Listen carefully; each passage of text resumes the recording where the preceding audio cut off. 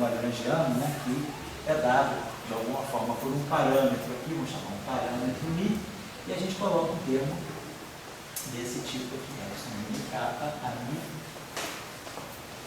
dμ a kappa. Comparando sobre ele. Então, esse aqui é o famoso termo de Chern-Simons abeliano em 3 dimensões espaço-temporais. Tá lá. E a gente pode também formar Chern-Simons em 5D, subabeliano. Em 5 dimensões, eu posso formar um termo que teria essa característica também assim. Se eu botar no parâmetro μ também, aqui a gente vai ter 5 índices, né? μ, kappa, por exemplo, aqui, dμ a μ, está falando de 5 índices, né? dμ, d kappa a lambda, a rho. Então, esse aqui é um termo abeliano, não tem índice interno, não tem nada, e vocês podem ver que esse termo não é trivial. Esse termo aqui seria a extensão do termo de Chern-Simons. Então, a gente vai vendo que a gente, à medida que vai... Quer dizer, será que isso é propriedade só de 3 e 5 dimensões? Então, as teorias de Chern-Simons, 3 e 5 dimensões, é o reflexo de algo um pouquinho mais universal, que são as chamadas, né, densidades de Chern-Fontrier. E está bem dentro das teorias de... Então, vamos poder depois ver isso aí em casa, não abeliano. As classes de Chern-Fontrier, elas vão, inclusive, lembrar que são não abelianas. Então, a gente tem um exemplo bem simples, né, do que é... Vamos pegar, se a gente está em 4D, vamos pegar, então, em 4 dimensões. Vamos formar esse objeto, epsilon, μ, kappa, f, μ, f, kappa. Todo mundo reconhece aqui o nosso famoso termo, né? F μ, F tio μ. A menos do fator D, né? Que não estou colocando aqui. Esse cara contraído com esse aqui, a menos do fator D, dá o igual do F μ. Então, esse termo aqui é isso aqui. Vou só ficar aqui em parênteses. Estou fazendo uma notação, uma notação mais concisa. Esse epsilon batendo nesse cara para esse valor desse epsilon. Então, muito bem, vamos olhar esse termo aqui. Esse termo aqui, eu posso, por exemplo, vamos escrever isso aqui como sendo dμ a μ. Você quer dμ a μ menos dμ a μ. Então, a pessoa vai ter menos dμ a mim, mas eu posso renomear os índices, vai dar um fator 2. Esse f μ aqui, dμ a mim menos dμ a mim, mas o outro termo eu renomeio o índice, blá blá blá, vai dar um fator 2. E basicamente eu estou dizendo menos um fator. Eu só quero trabalhar qualitativa, a menos de fatores, para não perder tempo com fatores. Mas dá aqui dμ a mim. E aí eu posso escrever esse termo aqui, né, esse derivado aqui, posso escrever desse modo, dμ a μ f kappa lambda menos a μ dμ f kappa lambda. Lembrando que isso é um termo de uma lagrangiana, vamos fazer aqui uma vamos definir uma ação, porque estamos dentro de um integral. Então esse termo aqui, colocando f aqui dentro, obviamente, né? Então esse termo aqui eu vou poder escrever assim. Isso aqui é dμ de epsilon μ kappa lambda a μ f kappa lambda. E esse termo aqui é um termo sobre esse termo aqui é identicamente zero. Por quê? Porque isso aqui vai dar exatamente a identidade biânica. Esse mini kappa aqui, mini kappa, se eu substituir esse cara aqui pelo dual, isso aqui vai dar dμ f tio mini, esse cara aqui. Então aqui o que eu tenho é a identidade biânica. A identidade biânica eu não estou usando a equação de movimento, não estou usando nada, estou usando uma identidade. Então isso aqui é identicamente zero por biânica, devido a essa contração aqui, obviamente. Então, a gente mostra que a menos da identidade biânica, esse termo em 4 dimensões, ele assume essa forma, dμ de uma certa quadricorrente kappa μ. Vou chamar até de C, para poder dizer justamente que é C de Chern-Simons. Então, ó, esse CMI aqui está claro para nós quem é. Esse CMI aqui é o nosso aqui, epsilon μ e kappa lambda a μ d kappa. falando, ou vai ficar falando. Então isso está aqui, ó. Na verdade é esse termo aqui. Isso aqui, né, se a gente quiser, tira esse fator 2, né, bota isso, como isso aqui é antissimétrico, indicar, eu posso antissimetrizar aqui no meio de indicar, vai ficar mi sobre 4, f de k. Então o que a gente está observando é que o termo de Chern-Simons de 3 dimensões, ele está saindo, ele está ligado, a forma dele está muito ligada com essa chamada densidade de...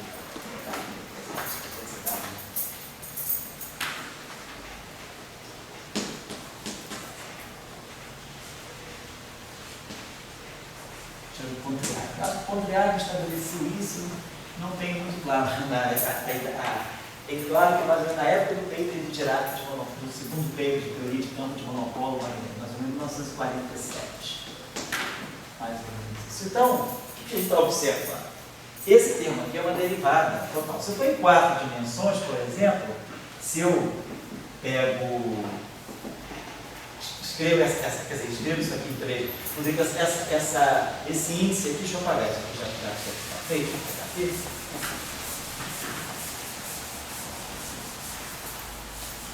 Então esse índice aqui, ele vai correr, vou colocar assim, vou ter que ele corra assim, dmi barrado,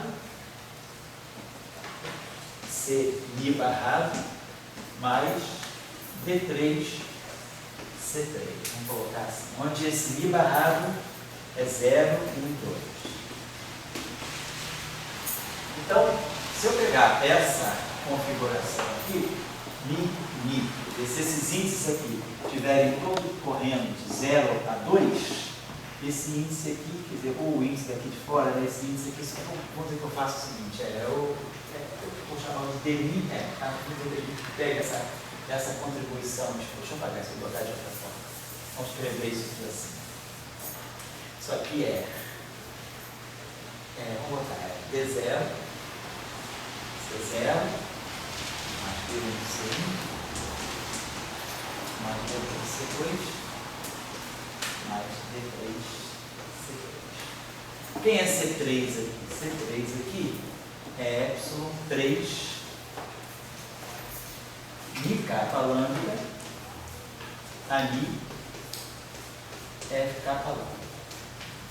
Onde esse mi capa lambda, então, aqui, só vão poder ir de 0 até 2, né? 0 e 2 é 3, aqui só, todos os índices aqui tem que ser diferentes do 3, então esses caras aqui só vão poder correr de 0, 1 e 2, 0, 1 e 2. Então isso aqui está caindo nas 3 dimensões, 1 mais 2 dimensões espaço-temporais, né? Esses termos aqui não, mas esse termo aqui, sim. Então eu posso ver esse termo aqui, ó, a contribuição, se eu pegar aqui, por exemplo, todos esses termos aqui são, na verdade, termos de superfície. Então, se eu supuser que todos esses termos aqui são zero, né, devido às condições de contorno, e me sobrar esse termo aqui que vai me sobrar, ele vai me dar exatamente o termo de Chern, vai me dar o termo de Chern-Simons em 3 dimensões. Então, o que a gente está observando é que, será que aquele termo lá, em 5 dimensões, ele não seria também oriundo de alguma coisa em mais alta dimensão? Por exemplo, se eu for para 6 dimensões, escrever epsilon, tá aqui, mi, kappa, lambda, rho, cossino.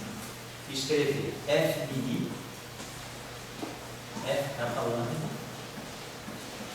f cossino. O que nós estamos começando a querer ver é se, será que essa combinação em dimensão par, ela não seria a fonte daquilo que a gente vê como Chern-Simons na dimensão ímpar, inferior?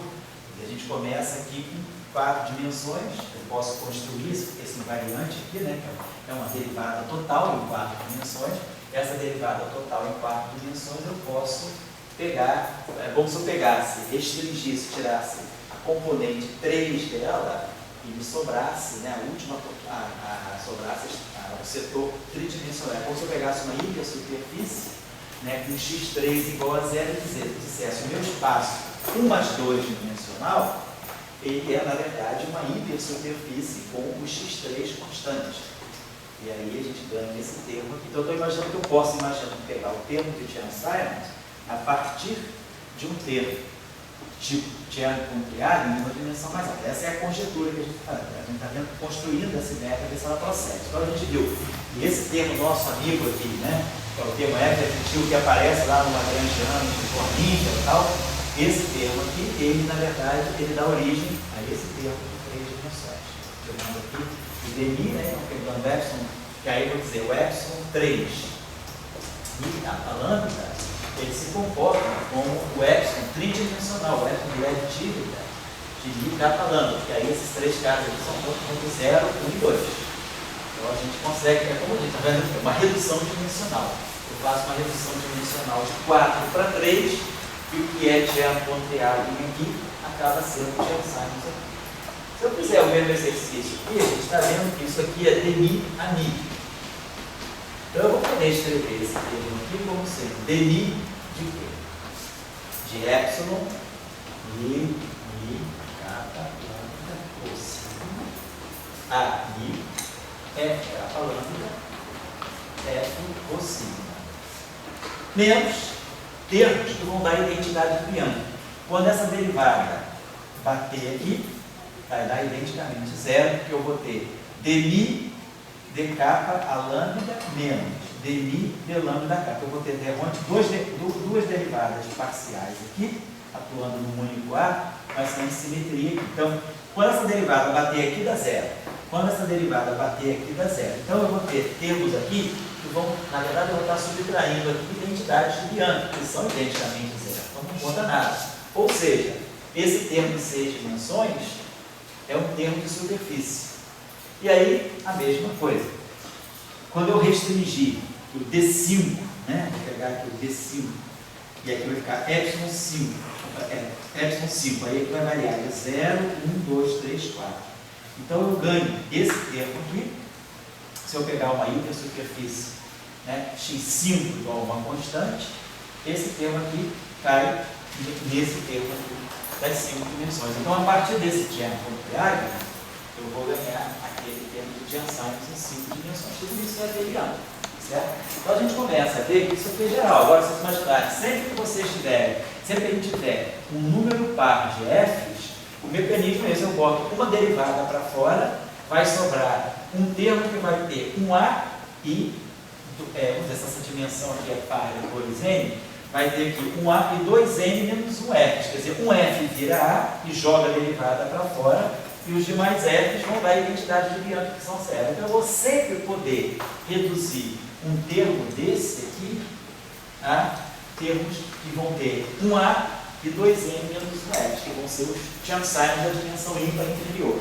Então, quer dizer, isso tudo abeliano, só para a gente ter a primeira ideia. Então, o que a gente está observando é que se eu tiver o Chern-Poincaré, se eu tenho um Chern-Poincaré em 2N dimensões, né, eu chego a um Chern-Simons em 2N menos 1 dimensões. Isso é abeliano. Está colocando, então, mais ou menos, essa é a observação. Eu vou lá na sala de fogo de intervalo. Estou vendo bem esse trabalho do Chern-Simons, é um trabalho também, é um trabalho publicado em Análise der Mathematik.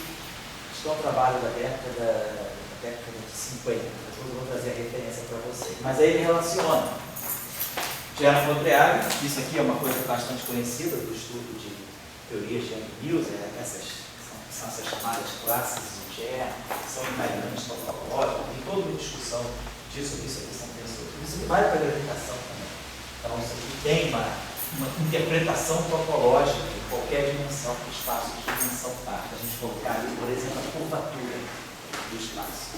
Então, a gente está colocando a curvatura de Young-Mills. Então, a gente está observando aqui que categoria de teoria de gauge eu tiro daí. Uma teoria desse aqui, todo mundo, a gente já viu isso no curso de eletromagnetismo. Se a gente tira as equações de Maxwell aqui, eu tiro a equação de Maxwell aqui, eu jogo a derivada para cá, eu faço a variação em relação a A, isso aqui vai me dizer que F min igual a zero. Está me dizendo que campo de gauge ele aparece, tem curvatura do outro. Se eu fizer a mesma coisa, quer dizer, a gente pega esse termo, deixa eu pagar isso assim. Então vamos, daqui a pouco eu vou retomar isso aqui no caso materiano. Esse termo aqui, na verdade, em 5 dimensões, é epsilon, mi, kappa, lambda, rho, f, mi, kappa, lambda, a rho.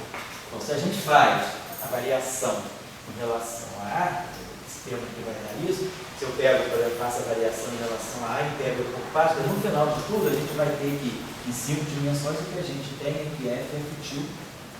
Vai aparecer, isso aqui vai aparecer, epsilon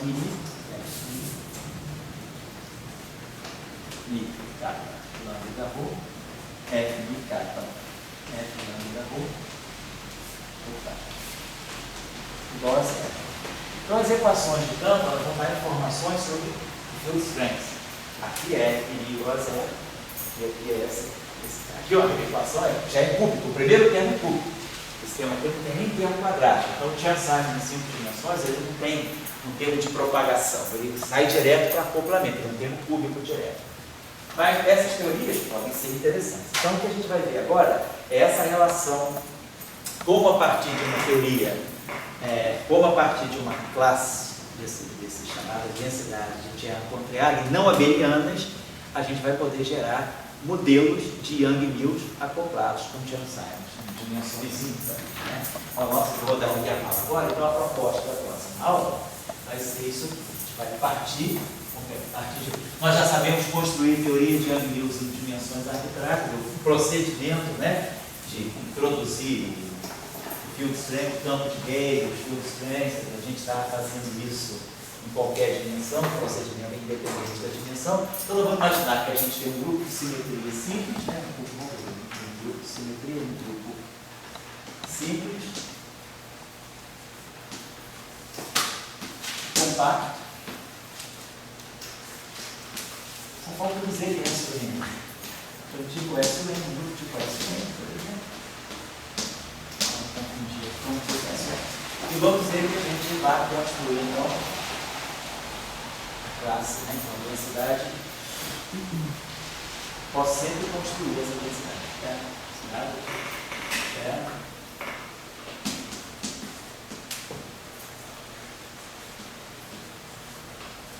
Vamos dizer, em dimensões, aqui eu estou chamando de N, então vamos chamar em 2D dimensões.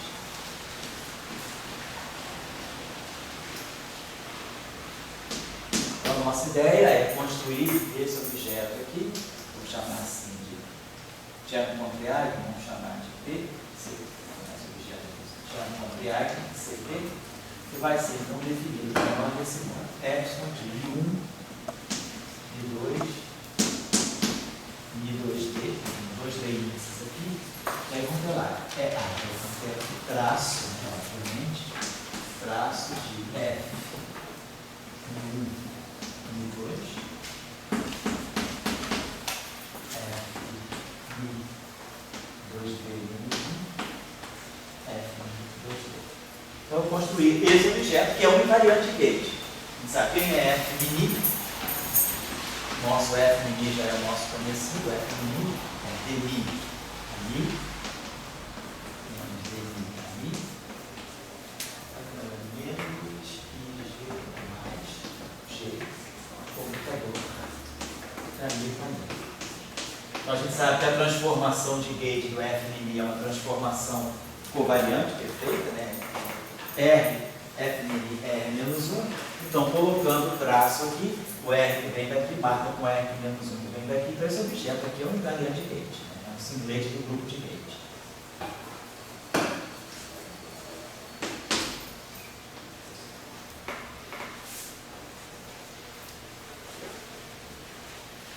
Então a gente tem a classe do Chern-Pontryagin, a gente tem os 2D dimensões, eu sempre posso construir esse objeto. Eu preciso do número de dimensões pares, porque eu vou ter um certo número de F, e cada F tem 2 índices, então eu vou ter sempre um número par de índices. Então a classe do Chern-Pontryagin ela é construída em 2D dimensões.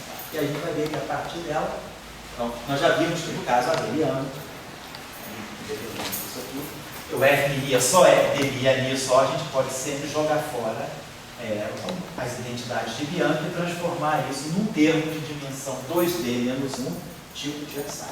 Agora vamos fazer esse exercício, vamos ver, discutir essa questão para o caso não abeliano, tá bom? Vou dar uma intervalinha agora, a gente vai ver que tem umas coisas interessantes e que isso está sendo usado agora, né? Então, agora misturando conceito da equação com Violeta, né? O trabalho assim, mais interessante sobre aplicação mesmo física de Chern-Simons em 5 dimensões, né? Já se falou muito de Chern-Simons em 3 dimensões, os supercondutores, mas é o trabalho do Qi, Zhang e Witten, de 2012, que é o trabalho sobre Chern-Simons em 5 dimensões e a conexão com os supercondutores topológicos em 4 dimensões.